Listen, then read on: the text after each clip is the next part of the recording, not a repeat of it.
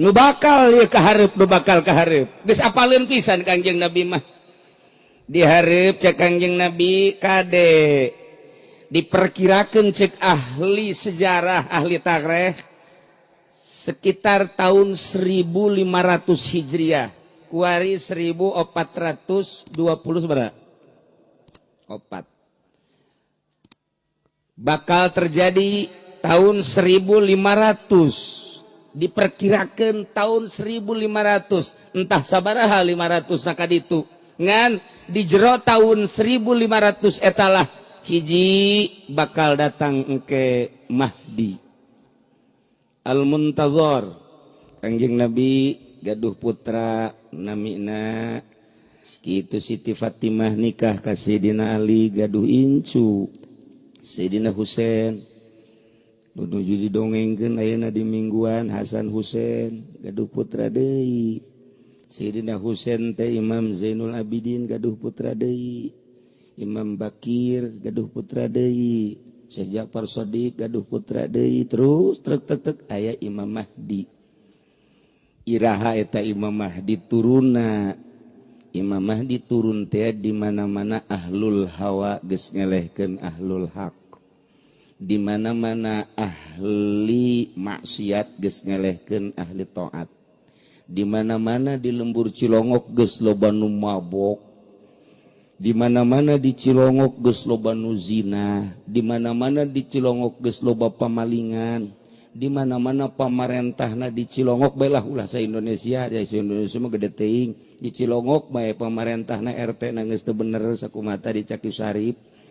jore jasa RT di urang mah dibandingkeun jeung Kangjeng Nabi jare jasa pasti bae tuh ngabandingkeunna jeung RT tah ieu nya di mana geus areleh nu bener kudu salah di mana awewe geus teu marake tiung di mana awewe bujalna geus nongtot di mana awewe ping-pingna geus diumbar di mana-mana awewe bobogaanana geus dijual dihutangkeun dikreditkeun ambalayah perkreditan nah ieu bakal turun Imam Mahdi memeh turun Imam Mahdi riwayatna Masjidil Haram pelatarana dilebaran heula kuari geus bukti kula sok ngomong bae memeh dilebarkeun geus ngomong bae engke berduyun-duyun bakalna jelema umroh haji engke bakal aya sulit naik haji teh bakal aya penyetopan wallahu a'lam mungkin ti pihak kafir mungkin karena zolimna di berbagai negara sehingga kesulitan engke nah mulai didinya di negara masing-masing riweuh bakalna kurang sinergis antara rakyat jeung pamarentah tatangga jeung tatangga geus silih bunuh bakalna teh di mana engke gereja geus aya unggar lembur urang sok ngadenge di kolot urang engke mah bakalna hiji masjid hiji gereja hiji masjid hiji gereja dihalangan ku baha bae ge hese lantaran nyana nu boga taneuhna nyana nu ngabangun imanna nyana nu ngabangun gerejana sumarekon gereja wah luar biasa BSD wah sakedeung deui di daerah Kendal di neuleuh seketna pohara jasa mun camat tanda tangan gereja pangheulana ka neraka camat bupati tanda tangan gereja insyaallah jadi suluhna pengikutna atuh jadi panghurung lah si gade Mahdi Al-Muntazor kula dek nyaritakeun ilmu Kangjeng Nabi kaharep tah sanggeus Imam Mahdi ditunggu-tunggu turun tah Imam Mahdi turun di beat engke ku 40 ahli ilmu sadunya tidinya kakarak ngaku didinyalah nyana berjuang keur beujeuhna mantep berjuang turunlah Dajjal Dajjal mah matana sabelah nyana mah nongtot sabelah luhur bisa hiber nyekel daun bae bisa jadi emas bisa jadi duit mawana nyana mah keragaji asal nu teu nurut ka nyana diragaji cai hese engke dikersakeun bae ku Gusti Allah bakal pailah heula 7 tahun hese cai Allah teu nurun-nurunkeun cai turun Dajjal asal ku Dajjal ditepak bae cai mancer sok sia asal iman ka aing bahwa aing pangeran ieu Dajjal tidinya kalut jelema tah ieu ilmu Kangjeng geus caritakeun ka hareup bakalna begitu dajjal tegetkeun ieu nu bakal ieu awas dajjal geus beres nya ieu kalut di dunia kabeh bagi 3 jelema bakalna 2 bagian iman ka dajjal kabeh mangerankeun ka dajjal nah nu hiji sabagian teu ngimankeun lamun di dunia jelema aya 5 miliar eta keur milenium nu itu atawa tahun nu itu kuari mah meureunanan geus bangsa aya 6 miliar malah 6 miliar bagi 3 jadi sabaraha 4 miliar mangerankeun ka dajjal 2 miliar henteu nu 2 miliar ge nu 2 miliar dibunuhan tersisa lalaki hanya 70.000 awewe hanya 40.000 nu henteu iman diudag-udag ku dajjal nah ieu sing hade beres dajjal kalut turunlah Kangjeng Nabi Isa alaihis salam. Di mana turun Kangjeng Nabi Isa? Di Palestina, pas di Masjidil Aqsa, di Babludin, didinya langsung Kangjeng Nabi Isa sholat, ngan tedaikeun jadi imam, tetap nung imaman Mahdi. Imam Mahdi langsung hiber nyana ti Mekah ke Palestina berjamaah. Nyanalah nu bakal ngabunuh Dajjal.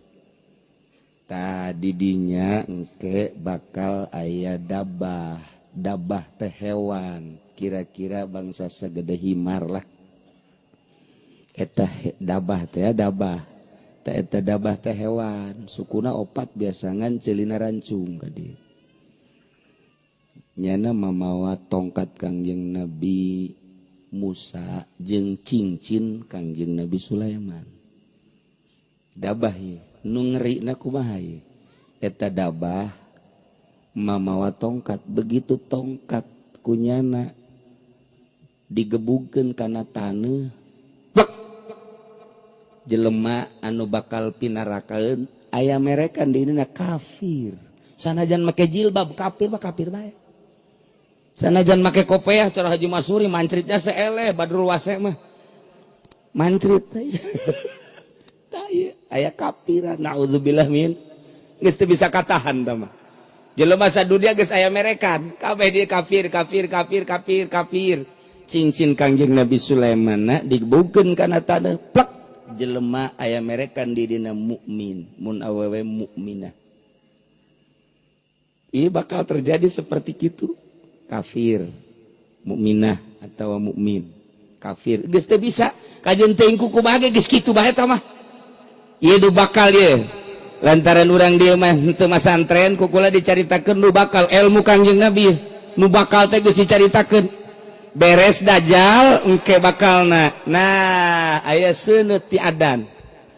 di ditu ti negeri Yaman terus seuneu ka dieu terus ka Turki terus seuneu ka dieu ti Turki terus ka Mesir terus ka dieu ka kitu Yordan terus seuneu diiring-iring terus ka Indonesia ka Cilongok seuneu bakal terjadi seperti gitu kuari mah kakarak ge seuneu aya olahraga teh seuneu naon gara seuneu naon tuh dasar osok nonton buat pemainna nyana buat asana nyana kana rakati heula tah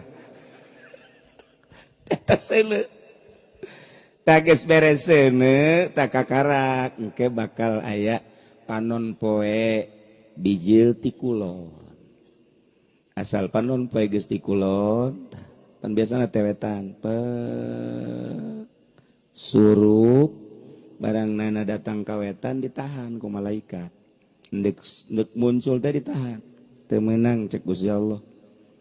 panon poe endet-endetan maksa panon poe ditahan ku malaikat teu meunang saat ieu mah 3 kali teu meunang lantaran nyana aya porosna balik deui ka kulon muncul di kulon poe Jumat bakal terjadi geus didinya geus teu bisa tobat sasaha ge tutup lawang tobat na ye tati kulon mentak asal poe Jumat mimiti hudang geura neuleuh ka kulon besi kiamat asal Jumat jilid lalagan tanda-tandana geus rada aya jasa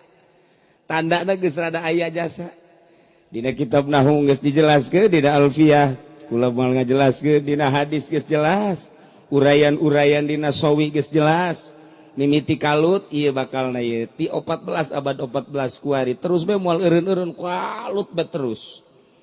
Kamari Irak kuari terus jeung Syria geus puguh kitu Taliban terusan terus ka Indonesia. Mantap kula nitahan bae ge di Indonesia di Cilongok kuari nitahan naon gitu jurus penca geura siapkeun deui. Geura siapkeun deui baheula ieu tah Haji Masuri anak buah KST. Ya asti leun. Tah eta geus disiapkeun jurus-jurus lantaran ieu moal kebal deui perang. Memeh digunakeun perang ya kolot-kolot atuh bacokan ku urang. Tah tidinya si hade tak panon poe bakalna ti kulon. Ya Allah ya Rabbi, nah iya ala kadar aya 10 keneh nu bakal dicaritakeun lantaran geus penting 10 tanda geus tereh kiamat. Nu tadi geus rada aya hiji haram geus dilebaran jang bakal ngungsi di berbagai negara. Nyaho atau teu nyaho pemerintahan Saudi gerak sorangan seperti itu. Umroh terus di berbagai negara dibuka lebar-lebar. Engke pinuh hajian pinuh umroh pinuh engke bakal hese. Antak nu kuari ngorak keneh kemudian boga duit gegeraan ke Mekah.